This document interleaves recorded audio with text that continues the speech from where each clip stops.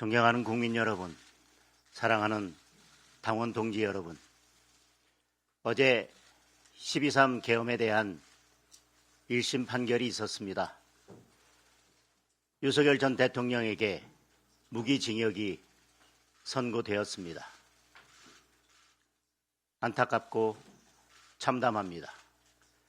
국민의힘은 줄곧 계엄이 곧 내란은 아니라는 입장을 분명히 해왔습니다.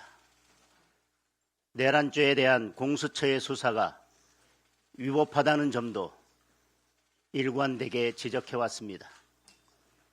이는 우리 당만의 입장도 아니고 다수 헌법학자들과 법률 전문가들의 주장이기도 합니다.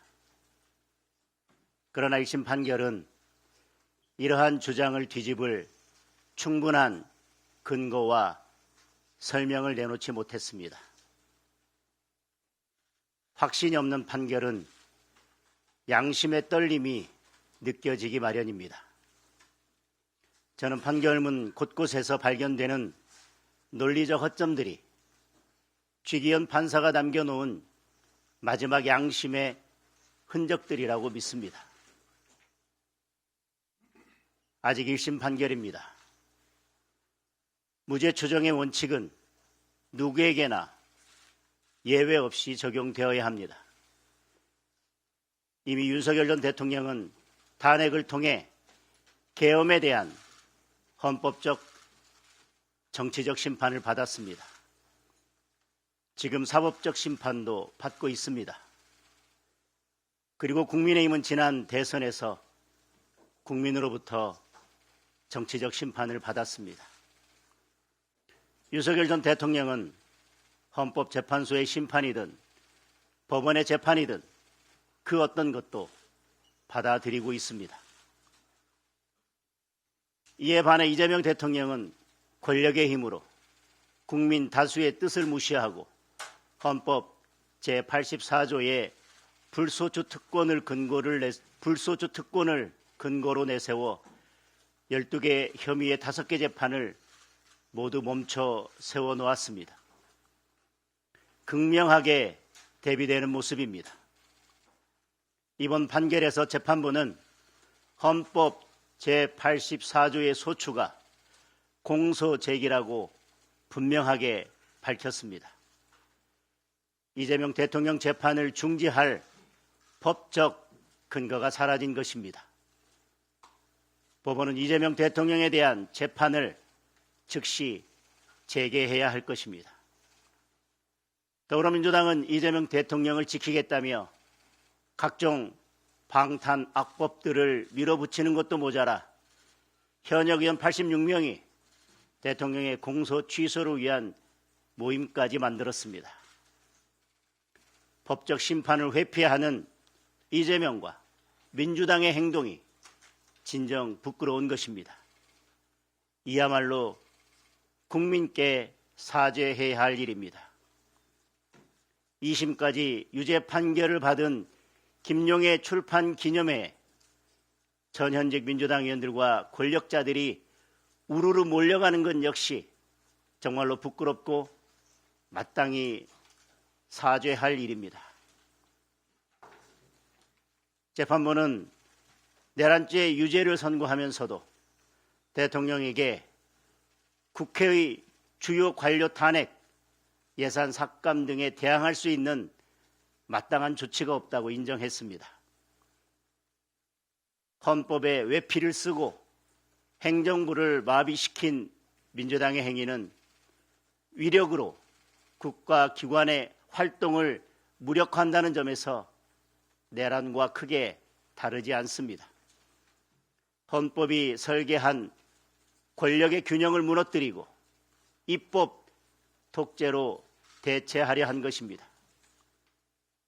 이제 민주당은 행정부와 입법부를 모두 장악하고 사법부까지 지배하려 하고 있습니다.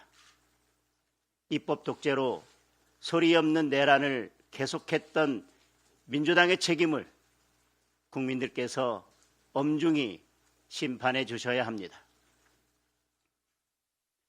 당원 동지 여러분, 말이 아니라 행동으로, 결과로 책임지는 정치, 그것이 보수입니다. 위기 때 책임을 나누어 지는 것이 보수의 품격입니다.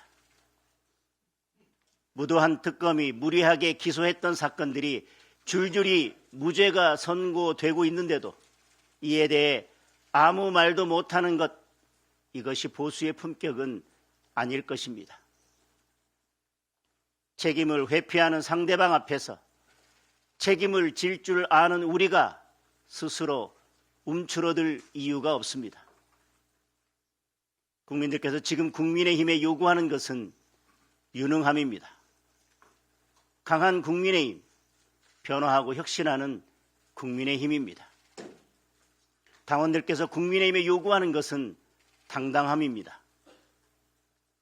진정한 덧셈 정치는 서로 다른 생각들을 모아 한 목소리를 내는 것입니다. 각자의 선 곳은 달라도 같은 방향을 향해 목소리를 더하고 곱하는 것입니다. 우리는 이미 여러 차례 사과와 절연에 대한 입장을 발표했고 그에 따른 변화와 혁신의 노력도 지속하고 있습니다. 그럼에도 불구하고 사과와 절연의 주장을 반복하는 것은 분열의 씨앗을 뿌리는 일입니다. 그리고 분열은 최악의 무능입니다. 자신들의 이익을 위해 대통령의 이름을 이용하는 세력, 대통령과의 절연을 앞세워 당을 갈라치게 하는 세력, 단호하게 절연해야 할 대상은 오히려 이들입니다.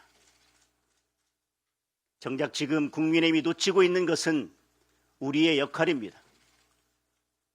헌법 질서 파괴와 법치 파괴를 어떻게 막아낼 것인가? 이재명 정권의 신독재 광풍으로부터 대한민국의 자유민주주의를 어떻게 지켜낼 것인가? 국민의 소중한 한 표 한 표를 지키기 위해 선거 시스템을 어떻게 바꿀 것인가? 국민은 지금 우리 당의 역할을 묻고 있습니다.